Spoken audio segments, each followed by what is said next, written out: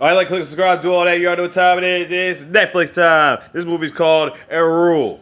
When a car breakdown forces a couple to seek shelter in a nearby home, conversations with a stranger inside soon suggest there's a killer among them. This movie just came out. It's an hour and 30 minutes long.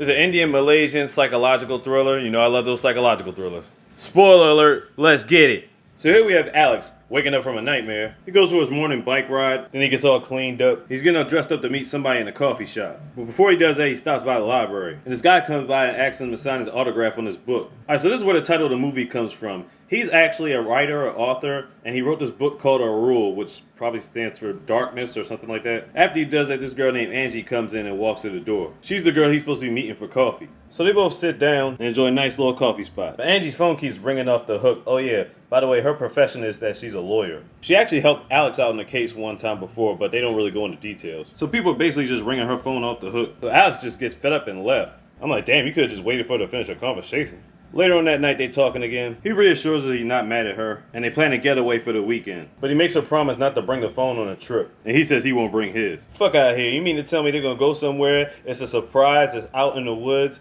and they're not gonna have no phones with each other, and on top of that, they've only known each other for 3 months. I'd have took that shit and had it on silent. The fuck is she thinking? Well, anyway, they're in the car riding to their destination. It's raining like crazy. And as they're driving, the car jerks all of a sudden. And I'm thinking to myself, did he hit something? Did he swerve off the road? Like, what the fuck happened? So he goes out to check on it. He says it's not working. They're going to need a jump or something like that. But uh-oh, they ain't got no goddamn phones. How they going to call anybody? So they see a house on the hill and they're basically about to walk up towards it. Yeah, pretty nice house. This dude's knocking on the door and ringing an alarm like he's the fucking police. Like, literally every 5 seconds. I was like, dude, calm down. Then he goes around back looking for an opening. Scares her coming back around just to give the audience a jump scare. Then he starts feeling the top to see if there's a key up there. Then out the blue, the door just swings wide open. Who is this guy? He's looking like, man, what's good? What y'all want? They ask him to use a phone. He says he don't carry cell phones. He got a landline phone, but he's not even sure if it works. He brings him in out the rain so they could use the phone, or try to see if it works. And of course, the phone is dead. Angie asks him for a change of clothes because her clothes are soaking wet. He's like, yeah, just go upstairs. I probably got some stuff up there. They don't even say thank you or anything for the hospitality. I'm like, damn, that's kind of rude. She's finding no dresses to try on, and then you thinking to yourself, like,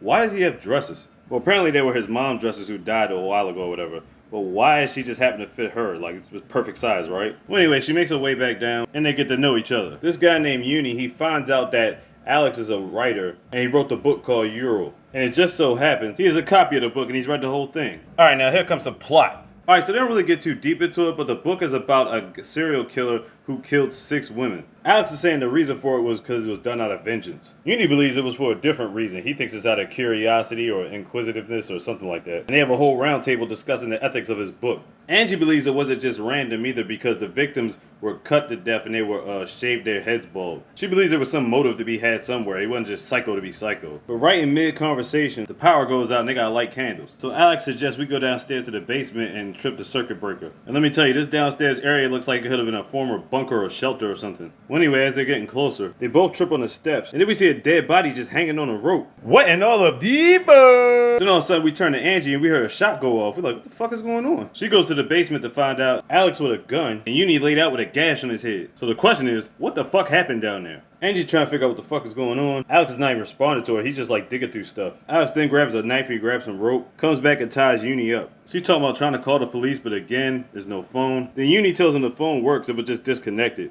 They plug it up and get it working, but then Alex takes the phone away from her. What the fuck? Why is he so reluctant to not have her call the police? So Alex tells her the surprise. The surprise is, this is actually his house. Then he talks about how his mom died here and all this other stuff. And she's like, well, wait a minute. If this is your house, why are you so startled that somebody's in here? And he comes out and says he's actually a thief, but he doesn't kill anybody. He just steals stuff. So after trying to wrap her head around all this shit, she's thinking to herself, like, what are you trying to steal? And he's not trying to tell her for some reason. He's trying to convince her he didn't kill nobody or nothing like that. He was like the killer. The guy that steals stuff, he brought the body in there or something like that. But it doesn't make sense. Why would he bring a body in the house if all he's doing is trying to steal shit? He puts a light to his face, so basically he wants them to come out and confess, right? But he wants to record him confessing to the murders. Wait a minute. What's he gonna record with? His phone? I thought he said no phones. And if he has his phone the whole time, why was he giving him the runaround? Yeah, your boy looking real suspect over here. So then they all start arguing about who did what. Then he threatens to kill this nigga. I'm like, oh shit. But as he's doing that, Angie disappears. He goes looking for her, but doesn't realize she's hiding under the bed. So is she conflicted about Alex at this point? Somehow she was able to sneak the phone away. She kept dialing 100 instead of 911. Now, what the heck is 100? I have no idea. But then he ends up sneaking behind her and taking the phone. He says he would never do anything to hurt her, all meanwhile accidentally pointing a gun at her. He's like, really, is this what you worried about? She said, here, take the gun. Do what you want with it. He gives her the gun, takes the phone, and goes back downstairs. When he gets back downstairs, Uni's gone. But he tried to get Ghost. Get your candy bag ass back over here. Then all of a sudden, Angie comes back downstairs. She's like, fuck this shit. We're gonna get some answers right now. She's trying to figure out what the surprise is, and Uni keeps looking back over at Alex like he doesn't want him to say nothing. And I'm like, what kind of connection do they have? And then he busts out a ring like he was gonna propose to her. Like, oh shit. He was gonna propose? You only known her for 3 months. But there's another part of this that he doesn't want Uni to mention. He tells her to check this other box on the table. She's like, what other box? She opens the box with like, alright, what's inside? She's looking dead in his face like, what the fuck? Like, come on, tell us what's inside. She's looking at the ring and then she's looking at the other box. And we see that there's 7 rings. Oh shit. So Alex was trying to give Angie a proposal ring. There were 6 other rings that this guy Uni was trying to steal. And the killer in this book had killed 6 women. They're trying to make us think that those 6 rings belong to the 6 dead women. And that Angie was going to be number 7.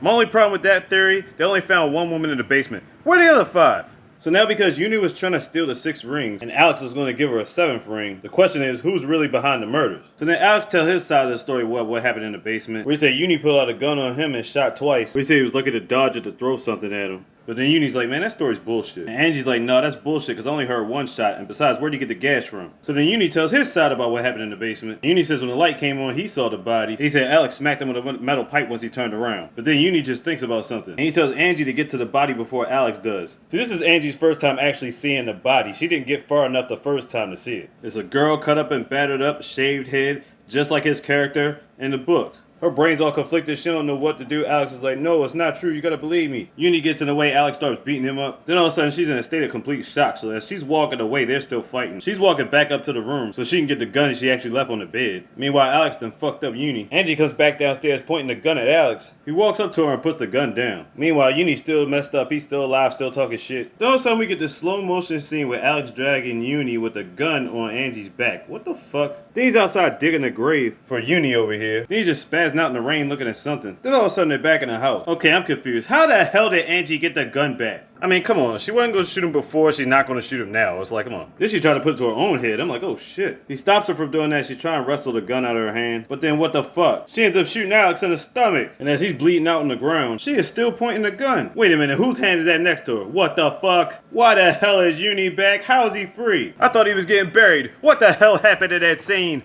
Well, all we know is that somebody got duffed. So then during the credits, they give the news report that all 3 of them died. Alex and Angie and that other girl that was in the basement. And Uni escaped. So he killed Angie too? What the fuck?